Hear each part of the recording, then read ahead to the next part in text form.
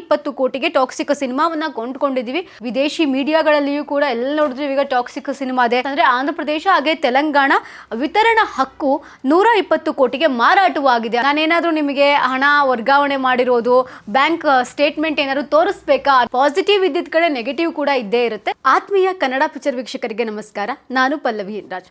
Toxic ಎಲ್ಲಿ ನೋಡಿದ್ರು ಈಗ ಟಾಕ್ಸಿಕ್ ಮಾತು ಜೋರಾಗಿದೆ ಅಂತಾನೆ ಹೇಳ್ಬೋದು. ಟಾಕ್ಸಿಕ್ ಸೌಂಡ್ ಕೂಡ ಜೋರ್ ಆಗ್ತಾನೆ ಇದೆ ಅಂತ ಹೇಳಬಹುದು. ಈಗಾಗಲೇ ಟಾಕ್ಸಿಕ್ಗೆ ಸಂಬಂಧಪಟ್ಟಂತೆ ಸಾಕಷ್ಟು ಸುದ್ದಿಗಳನ್ನು ನಾವು ನಿಮಗೆ ತಲುಪಿಸುವಂತಹ ಪ್ರಯತ್ನ ಮಾಡಿದ್ದೀವಿ.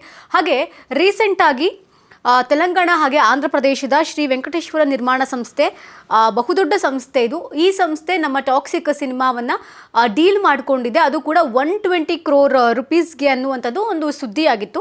ಸೊ ಆದಷ್ಟು ಈ ಸುದ್ದಿಯನ್ನು ಕೆಲವೊಂದಷ್ಟು ಜನರು ಇದೊಂದು ಫೇಕ್ ನ್ಯೂಸು, ಸುಳ್ಳು ಸುದ್ದಿ ಬೇಕಂತಲೇ ಹಬ್ಬಿಸ್ತಾ ಇದ್ದಾರೆ. ಈ ರೀತಿಯಾಗಿ ಆಗಿಲ್ಲ ಅನ್ನೋ ರೀತಿಯಲ್ಲಿ ಒಂದಷ್ಟು ಮಾತುಗಳು ಕೂಡ ಬಂದಿತ್ತು. ನೆಗೆಟಿವ್ ಆಗಿ ಸಾಕಷ್ಟು ಟಾಕ್ಸ್ ಆಗಿತ್ತು.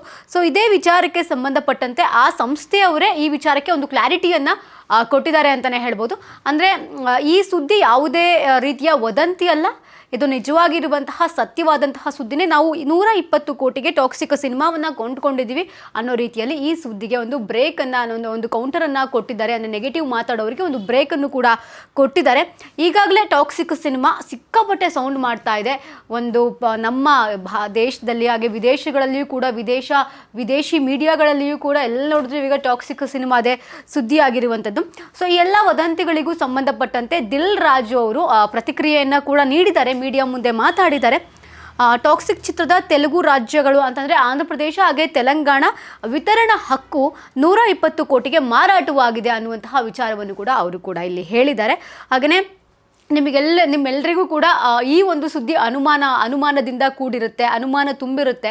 ಇದನ್ನೆಲ್ಲ ನೀವು ಸುಳ್ಳು ಸುದ್ದಿ ಅಂತ ಅಂದ್ಕೊಂಡಿರ್ತೀರ. ಬಟ್ ನಾವು ಇದನ್ನು ವ್ಯವಹಾರ ಮಾಡ್ಕೊಂಡಿದ್ದೀವಿ, ಟೀಮ್ ಜೊತೆ ಮಾತಾಡಿದ್ದೀನಿ ಅಂತ ಹೇಳೋದ್ರ ಮೂಲಕ ಒಂದು ಖಡಕ್ ಆಗಿರುವಂತಹ ಸಂದೇಶವನ್ನು ಇಲ್ಲಿ ಅವರು ಕೊಟ್ಟಿರುವಂಥದ್ದು ಕೂಡ ನಾವು ನೋಡ್ಬೋದು. ಅಂದರೆ ಮೀಡಿಯಾದವ್ರ ಜೊತೆಗೆ ಮಾತನಾಡಿರುವಂತಹ ಟೈಮ್ನಲ್ಲಿ ಈ ಒಂದಷ್ಟು ವಿಚಾರಗಳನ್ನು ಅವರು ಹೊರ ಹಾಕಿದ್ದಾರೆ. ಇವು 120 ಕೋಟಿಯ ಈ ಡೀಲ್ ಸುಳ್ಳು ಅಂತ ಹೇಳಿದವರಿಗೆ ಅವರ ಒಂದು ಭಾಷೆಯಲ್ಲೇ ಉತ್ತರವನ್ನು ಕೊಟ್ಟಿದ್ದಾರೆ. ಒಂದು ಖಡಕ್ಕಾಗಿ ಒಂದು ಕೌಂಟರನ್ನು ಕೊಡೋ ಮೂಲಕ ಎಲ್ಲ ಅನುಮಾನಗಳಿಗೆ ಬ್ರೇಕನ್ನು ಕೂಡ ಕೊಟ್ಟಿದ್ದಾರೆ. ನಾನೇನಾದರೂ ನಿಮಗೆ ಹಣ ವರ್ಗಾವಣೆ ಮಾಡಿರೋದು ಬ್ಯಾಂಕ್ ಸ್ಟೇಟ್ಮೆಂಟ್ ಏನಾದರೂ ತೋರಿಸ್ಬೇಕಾ ಅನ್ನೋ ರೀತಿಯಲ್ಲೂ ಕೂಡ ಅವರು ಮಾತಾಡಿದ್ದಾರೆ.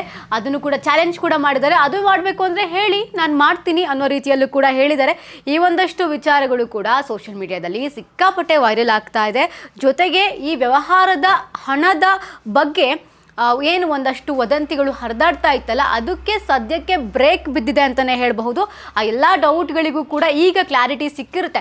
ಅಂದರೆ ಒಂದು ಸಿನಿಮಾ ಆಗಿರಬಹುದು, ಯಾವುದೇ ಒಂದು ವಿಷಯ ಆಗಿರಬಹುದು, ಒಂದು ಒಳ್ಳೆ ರೀತಿಯಲ್ಲಿ ಸಕಾರಾತ್ಮಕವಾಗಿ ಹೋಗ್ತಾ ಇದೆ ಅನ್ನುವಂತಹ ಟೈಮ್ನಲ್ಲಿ ಪಾಸಿಟಿವ್ ಇದ್ದಿದ್ದ ಕಡೆ ನೆಗೆಟಿವ್ ಕೂಡ ಇದ್ದೇ ಇರುತ್ತೆ. ಸೊ ಈ ಟಾಕ್ಸಿಕ್ಗೂ ಕೂಡ ಸಾಕಷ್ಟು ವಿಘ್ನಗಳು ಬಂದವು.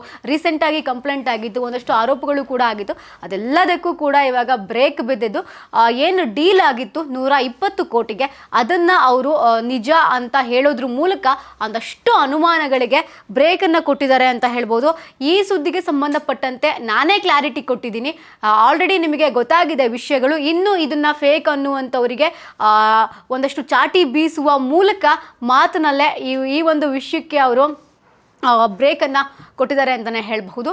ಸೊ ಇದು ಟಾಕ್ಸಿಕ್ಗೆ ಸಂಬಂಧಪಟ್ಟಂಥ ಒಂದು ಅಪ್ಡೇಟ್ ಆಗಿರುತ್ತೆ. ಇನ್ನಷ್ಟು ಹೆಚ್ಚಿನ ಅಪ್ಡೇಟ್ಗಳಿಗಾಗಿ ನೋಡ್ತಾ ಇರಿ ಕನ್ನಡ ಪಿಕ್ಚರ್.